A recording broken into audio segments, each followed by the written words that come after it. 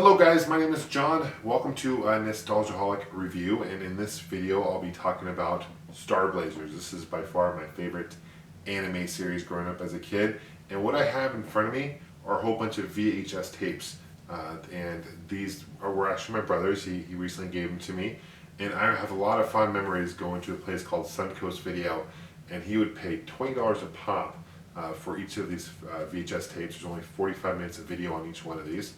And there's 3 seasons of Starblazers. You can see each season's here in front of me. You got season 1 here. You've got season 2 to my right, and then to my left you have season 3. So only on for 3 seasons. There are only 77 episodes total in all. And the series actually started in 1978 and was discontinued in 1984, but it's been syndicated a whole bunch. Even recently today, I was flipping through Sci Fi channel, and they still have that on syndication on Sci Fi channel. So if you have Sci Fi, it's one of my favorite channels to watch, to be honest with you. But they do have Starblazers.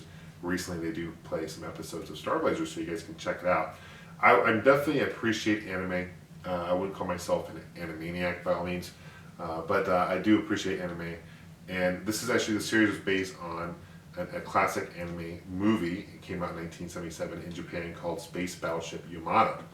So what happened was a company called Westchester Corporation saw the Japanese movie and they really liked it. And they thought it would be really good for the American market. And they saw that it was really adult oriented, which is really unique for anime movies back in the day.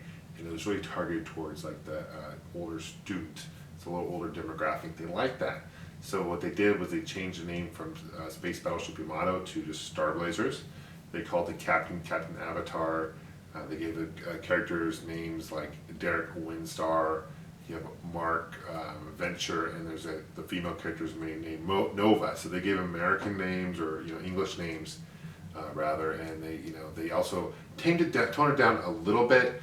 Some references in the series is funny because in the Japanese series they're drinking sake and they're getting drunk, whereas in the American, English version they're actually they refer to as water. And there's some references in the Japanese version for World War II where they just took that out. They didn't really think that would be appropriate for the English American audience. So, but overall, the story plot and everything else is for the most part the same. The first 2 seasons here that went on from 1978 to 1980, and then it wasn't until a couple of years later that they finally came out with a 3rd season. And by that time, the voice actors were long gone. They couldn't really track any of them down, so they had new voice actors. And because of that, the 3rd season isn't as popular as the first 2. First season's actually called The Quest for Iskandar, and it's taking place in the year 2199, so it's in the future. And the Gamelons, who are the evil enemies in the show, they actually drop a pollution bomb onto planet Earth, and Earth, as they know it, pollution is getting really bad, where civilizations are going to die.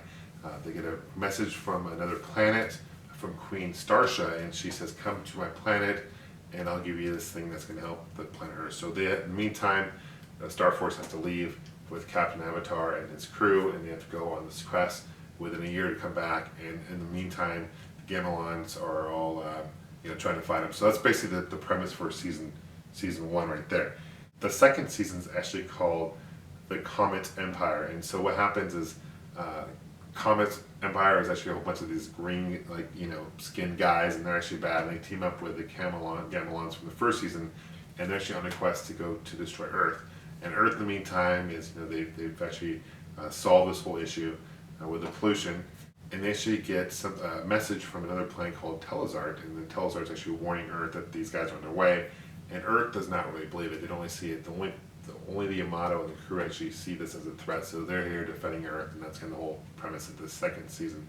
The 3rd season is called the Bolar Wars, and that's, again, you got the Gamelon crew, and you got this new Bolar Empire, who are the new enemies. And again, the plot isn't necessarily as good as the first 2 seasons, but it's still definitely worth watching. Overall, this is a fantastic series. I'm a big fan of Starblazers.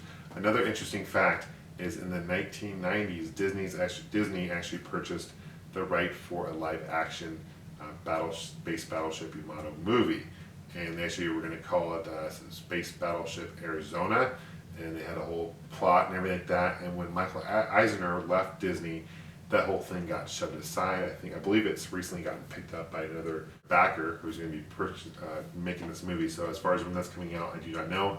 However, in Japan, they did have a live action movie released in 2010, and that was really cool. There's some trailers on YouTube that look fantastic for a live action. I'd really love if they actually dubbed it over into English, or at the very least put subtitles, because it looks fantastic. If you're a big fan of Star Wars, or you're a big fan of Battleship Galactica, this is definitely the type of series for you, because this is definitely sci-fi. The Battleship Yomato itself looks like an old Navy ship in space. So there's a whole bunch of space wars. It's kind of like Star Trek. It meets Battlestar, it meets Star Wars, it meets anime. So definitely a great series to check out. There's 2 movies. There's 1977, there was a Space Battleship Yomato, as I mentioned, and there's also one called Farewell to the Spaceship Yomato, and it talks about the wedding and all the stuff, and what happens to the ship. So thanks for watching, guys. I hope you guys enjoyed.